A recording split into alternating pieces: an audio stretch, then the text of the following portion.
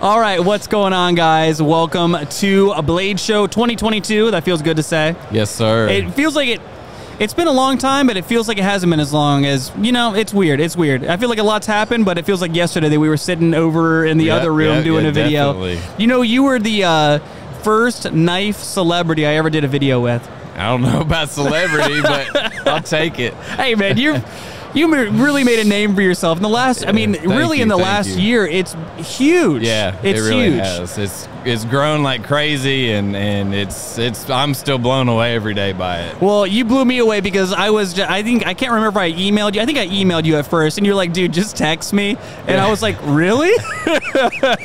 Okay. It's so much easier. Yes. Email is a little more organized, obviously, but I mean, it's more personal with text. Yeah, you know, it might get to you a little bit faster. Absolutely, I'll see it earlier, and I mean, a lot of my business cards for the longest time had my cell phone number. Really? On it. Did you have to discontinue that practice? I don't know if that was a good idea, but I've taken it off now. I've gotten a couple, like, because people friend me on Facebook, and they'll just message me at any time of the day. So I've gotten a couple 2 a.m. messages. Hey, do you have time for a phone call? And I'm like, what do you? What, dude? Man. But no, not at 2, but I'll call you at 9 a.m. tomorrow. Brian, thank you so much for taking time. I know you've got a lot of stuff going on. Beautiful customs that you brought this year. Thank you. Every year, every time I see you, because the last time I saw you was at NYCKS in Nashville. Yep, right. And I mean, your knives just keep getting better and better. I didn't think it could get better, but here we are. Well, thank you. And you know, that's what I love to hear. You know, I can see the progression, and I want to keep, you know, I want to get better every time I make one. Each one I want to be better. And so, you know, it's people recognizing it, you know, makes me feel good. You know, every year I've come here, whether it's booth or no booth, and just showing people, you know, it's thankfully I hear that. Oh, yeah. So I guess I haven't hit my peak yet.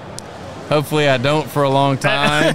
Yeah, you know, mean, but I you know, put everything I can into each one and just try to make them all the best that I can. And you know, you've been teasing us for a long time with all these like you're pulling the blades out of, and you're on hooks and everything. Exactly, man. Exactly. And I've really been enjoying it. Brian, I want to give people the opportunity to get to know you a little bit better. Sure. So kind of going back, how did you first get into the knife community?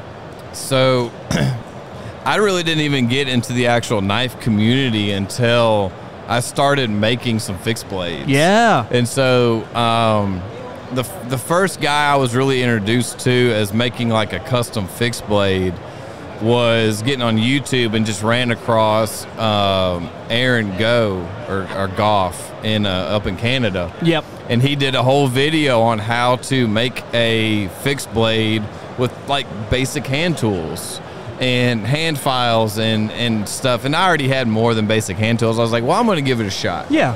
And I gave it a shot. It was fun. My dad does woodworking, and I always enjoyed being in the shop trying to make stuff, but nothing in the woodworking aspect really grabbed my attention. Yeah. And so I'd make a few things here and there, and it was fun. But I made that first knife, and I was like, all right, I like this. This is cool. You know, I've always liked knives. I mean, I remember when my very first knife, I was in Boy Scouts. I got a Swiss Army knife. It's like a Boy Scout convention when I was probably, I don't know, 9 or 10, 11. Was that as cool as Blade Show, the Boy Scout convention? Absolutely not. So, you know, and I made them, and it just kind of progressed into, I wanted to make another one, then I wanted to make another one. And I was like, well, instead of hand filing these, let's try my dad's bench grinder that he's got, you know, and I lit it on fire because of all the sawdust in it, which was not a great idea, and got it wet, putting it out the fire, locked up the bearings in it, and he said I wasn't allowed to use it anymore. So you were grounded from your own bench grinder. So, yeah, and so from that point, I mean, is really that made me go ahead and buy my own grinder. So I went ahead and kind of splurged. I bought a 2x72, and I didn't really have the money for it. But it made me, all right, got to make more knives now because I need to pay for this grinder I just bought. Oh, yeah. And so it just kind of, you know, it snowballed for me. And it was a hobby that I would do on my days off, that turned into a side job on my days off, that turned into, if I don't at least try this full-time thing 10, 15 years down the road, yes, I'm gonna regret not trying it. Oh, I 100% agree. I left it was a good job. I mean, I wasn't getting rich, but I mean, it paid the bills, yes, and kept us happy. And so I left on a good note, and they're like, hey, if it doesn't work out, you got a job. And I was like, that's enough motivation right there. And I mean, lots of prayers with the family of, oh yeah, like, can I do this? Should I even try it? Yeah. And so, and I obviously I tried it, and I don't have words to describe how thankful I am for all these customers and guys like you and Rec and Knife Joy and all these other companies that, took a chance on me and my knives, and all my customers from the production standpoint, the custom standpoint. And coming to shows like this, it blows me away every year how many people come find me. Yeah. And want to talk to me and shake my hand, and just, whether they can afford to buy something or not, they just want to talk. They just want to talk about knives. And I'm as much of a collector as anybody else here. Oh, yeah. And I just love talking about knives. And it just makes it even better that I get paid for it. Yeah, that's huge. You can't knock it. So, I mean, and, obviously everybody's kind of seen where I've gone from there. And so now, we got this new house. I'm building my shop. And Fantastic. so trying to, progress in that aspect and kind of grow and get a little bit bigger as far as, shop space and equipment, and I don't want to be like full-blown like CNC knife stuff, but I want to get a CNC. I want to have that aspect in my customs to where I can incorporate different kind of inlays and stuff that I can do on my own. Yeah. And not have to, like inlay stuff right now I can only really do to an extent by hand. I'm not as good as some of these other guys who can hand carve this stuff out. Yeah, and so, that's the whole next step for me, is let's start some CNC stuff, and then like with HMC manufacturing now, I'm doing that machine assisted custom. So he's doing most of the work, but then I'll finish it. Oh yeah. So it's call it what you want, a Mac model, a mid-tech, a semi-custom, but it's still the grind, and half the work is done by me, the other half is done by him. All in the U.S. It's an American knife, which is what people still obviously want. Oh, yes. And I still touch it. I still make part of it. And it's a way to get almost a full custom from me that'll be a cheaper price point. Oh, yes. And it just opens more doors for people, you know? And the production stuff, you've got lower price points than that. And then I'm trying to hit more price points, because I know there's a lot of customers out there who can't even afford like a production Jaeger. Sure. $375. I mean, the first knife I bought that was like expensive to me was like a PM2 or something. And I can't even, it's like everybody's first. It's like a Spyderco or a Benchmade or something. And Chris Reeves, is like the next step. Yep. And then people see that, then they get into like something from me, like a Riot made OEM for a maker. And then like, dang, well now I want a custom. And it's a progression for customers. It's a progression for me. And, So what was like your gateway knife when you were first getting into, not making knives, but just getting into the knife community itself? Was it that PM2? No, it was actually an Ontario Rat 2. That's a great knife. So yeah, and it was like $40. Yeah. D2 steel, and I never carry it anymore. I've upgraded. Sure. And I ended up giving it to another collector. His son has it now. Oh, that's great. So and this guy, his son, he's already got better knives than I do, but he's still a knife lover. Yeah. So it's kind of like that next generation. I want them to get into it. Oh, and, I've got 3 girls. I don't know how much they're going to be into knives. They may want to help dad out in the business. They may not. If they do, awesome. If not, hey, I understand. It's not a girly thing, but sure, there's some women in this industry though that are doing some cool stuff. Oh, absolutely.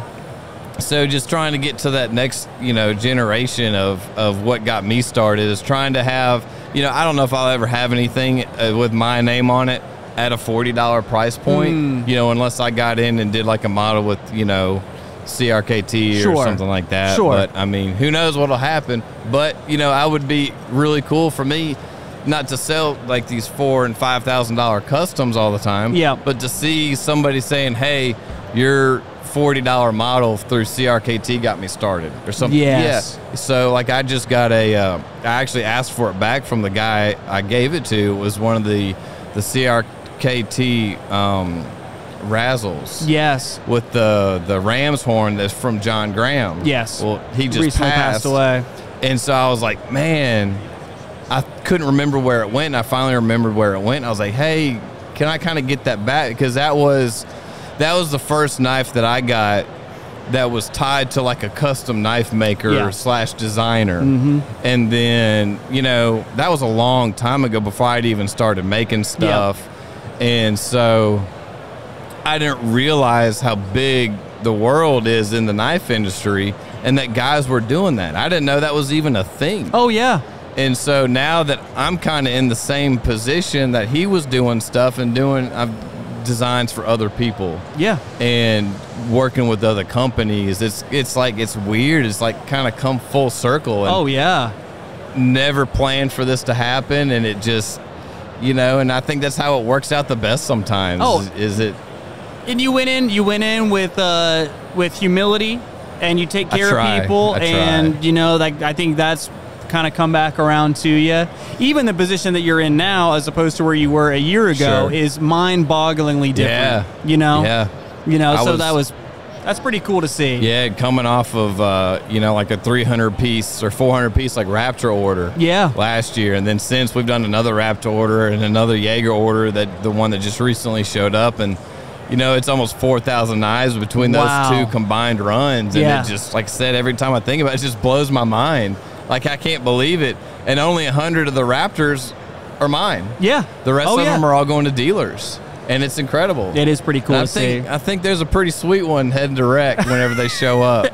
I'm really excited for the people to see it. Yes. I'm really, really excited for people to get their hands on it. I like to think we had a hand in configuring that. You know? Oh, yeah. It was kind of I remember where I was. I was in Riley's garage. He was doing a little Cerakoting, and I was texting you, and it kind of just came together. I was like, what do you guys think? Bronze? What do you think? This texture? You know, it was cool. Oh, yeah, that texture with the bronze. It's going to be a good-looking knife. I'm looking forward to it. I'm going to have to probably sneak one and keep it. Hey, you can have one, man. That's for you. Can I still charge you for it? Yeah, of course. Yeah, I mean, it's your knife, man. It's your knife. We're just helping you. That's definitely one of the models that I do want to keep out of that. Out of that batch. I think we can work something out there. I think we can. Okay, sounds good, brother. Hey, so Brian, what's another EDC item outside of knives that you just totally geek out on? For a while, it was pry bars. Okay. I made some myself because I liked them a lot. But then, like, one thing I carry every day, which I flew this year instead of driving, but I've got my, I think it's Redeemed leather. And they did a collab with Lynch, and the pry bar fits perfectly into the wallet. That's so cool. It's got a pouch on it, so that's literally all day, every day. I have the pry bar on me, and it's weird now that I don't actually have it because I left it. I meant to throw it in the bag with all the other knives. And I forgot. And so it's like I feel naked without my pry bar. Yeah, oh yeah, even though I only use it like maybe once a month. It's like my safety blanket. Have it. It's always there. Yeah, so, you know, pry bars and honestly, I don't really get into a whole lot of other. Okay. It's other than like the pry bars, knives has really just been always like my main focus. Absolutely. You know, and I tried, you know, doing like the bit drivers and stuff like that. And it's worked well for me, but people want knives. And most of the time you're probably at your shop where you have all of your tools, you know? Right. It's not like you're out somewhere and you need to do a warranty repair on a production Jaeger, you know? It's like you're at your shop, you're doing this, that, and the other. So what's been the most rewarding part of your knife journey so far? It's kind of a tough question, I know. I mean, just the whole journey, I mean, period. I mean, the most humbling is probably the production side. Okay. Because I went into it. I did my first 150 Jaegers with Wee, and I was like, I want to have like 2 different models. I can alternate between like 150, 300 piece runs, do one model a year or one of each model a year. So having, 2 production runs a year. And the first run sold really well. Yep. And then I did the V2, which ended up being with Riot. Yeah. And did, that was like a 320 piece run. And most people don't believe me when I'm telling this, but it never even sold out.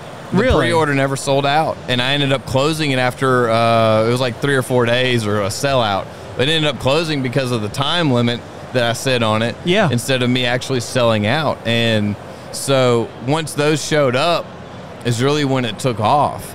And then I was like, so many people wanted them, but I was still so scared to do more than that. I mean, you get over that 300 hump. To me, it was just, I was like, that's crazy. It's a lot of money to put down. And it's a lot of money, and it's a lot of money that's not mine. Sure. Because everybody knows I do these pre-orders. Yeah. And it's not my money. And, I hope people know that and can tell by now that I treat it like it's not my money. Yeah. Oh, yeah. I don't play with that money that's sitting there. It's strictly for what it's there for, and so it's a big responsibility on me. Oh, it really is. It's the humbling part about it is how many people trust me with that much money. Oh yeah. I mean, it's only like $300 per person, but when you've got this last Jaeger run, the total number of actual pre-orders was like, it was like 1,500 or something like that. It was wild. And even though it's not all on me, it's between Knife Joy and EDC Foundry, and then, myself on that run. It's just it's crazy. And then with the Raptors, now I've got a lot more dealers that between y'all and everybody else in Knife Center, it's a lot of their money. And it's almost more nerve-wracking. Yeah, I totally get having it from these other businesses. Yeah. And so, but then again, it goes back to, I'm super humbled that all these companies that want to work with me, because it's like 11 or 12 different dealers on the Raptor run. That's so cool. And it's amazing. And so we're doing all these exclusives, and pretty much all these dealers are like, hey, we want matching Jaegers now. Yeah, oh yeah. And so I can't wait for that. I know. It's going to look great. And the designs work well together. The material configurations work well together between both models and the inlays. And since I added the inlay version now to the Raptors, I'm even more excited for them to show up. And that truly is an amazing step. And we get that because when we place really large orders and we're like, okay, it's dropping at 10 a.m. Yep, yeah. And then you post it, and then you're watching the website, crickets. Then that's boom. a crazy feeling, Yeah. It's like, because really for me, it's not my money at all. I just work here. Sure. I help with the social. I do this, that, and the other, and I'm just watching it like, we got to make this money back. Like we got to. Please work. Yeah, please work. I'm like, can someone please pretend to place an order on the website so I know it's not broken? And it doesn't matter how many times you do a drop or a pre-sale, pre-order, whatever. For me, every time it's like, all right, well, nobody's going to want this one. It's been 30 seconds. I haven't sold one yet. It's been 30 seconds. Meanwhile, someone's at home, they're fumbling with their debit card. They don't know what's going on. I try really hard to where I don't want to be somebody that ends up turning into like a cocky a-hole. Oh, like, yeah. Not like, okay, well, I sold this many. Like, why didn't I sell all these pre-orders? Why didn't this sell out? It should have. Yeah. It did last year, which they may not always, and I get that. It's fine, but as long as I can keep doing this and make enough money to keep turning new orders around, I'm happy. Oh yeah. So with your other custom pieces that you're coming out with right now, because I know a lot of people are familiar with the Raptor, a lot of people are familiar with the Jaeger. Yep. I'm really liking the micros that you just put out. Yeah. Are we ever going to see that in a production capacity? So many people have asked me. Oh, dang it. I thought I was going to be the first person. So many people have asked me. Well, just the Warthog in general. Yes. The full size, the mini, and now I did that micro. That's a good size. And it's 6.5 inches. It's like a 2.5-inch blade. Yeah. And it's thin. It's actually, a lot of people have seen the mini Jaegers. That doesn't feel as... The mini Jaeger feels a lot bigger. It sure does. Than that micro Warthog does because it's not as tall. Yeah. But I've had a lot of excellent feedback on it this year from everybody at the show.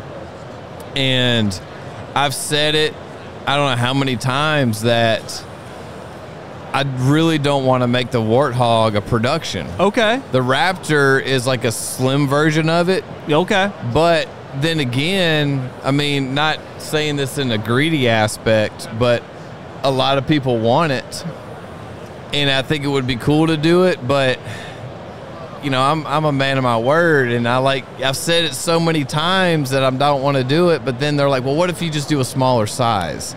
And that's what I did do with the Jaeger. Sure. So the Jaeger M is the mid-size. Yes. It's between the mini, obviously, and the custom, which is bigger, and so.